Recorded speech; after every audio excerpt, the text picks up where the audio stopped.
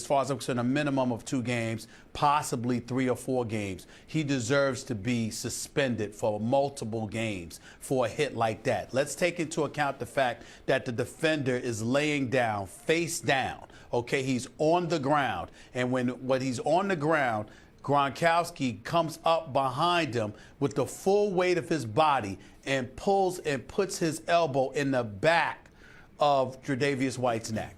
I mean, you've got to be kidding me. You can't have that kind of nonsense taking place anywhere, even if it is on a football field. There was no cause for it whatsoever. I respect the fact that Gronk apologized because he recognized the error of his ways, but it was one of those moments where it was, you talk about a lot of stuff is overblown about Gronkowski. As far as I'm concerned, people nitpick about him a lot. But in this particular instance, any vitriol aimed in his direction is well deserved. That's the epitome of a cheap shot. There was no cause for it. He concussed White as well. He should pay and pay severely for that. I would say a minimum of 3 games.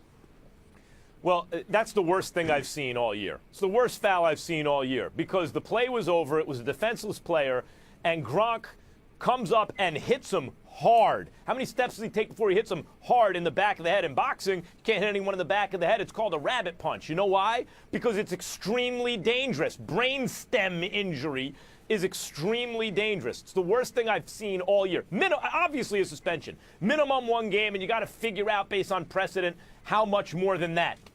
But that's the worst thing I've seen all year. And here, even Gronk's reputation, which I actually think is a good one, Stephen A., Gronkowski, for whatever reason, is seen as this big, fun-loving guy who's able to get away with things that some other players wouldn't. Like, for example, could you imagine if Martellus Bennett hit someone like that?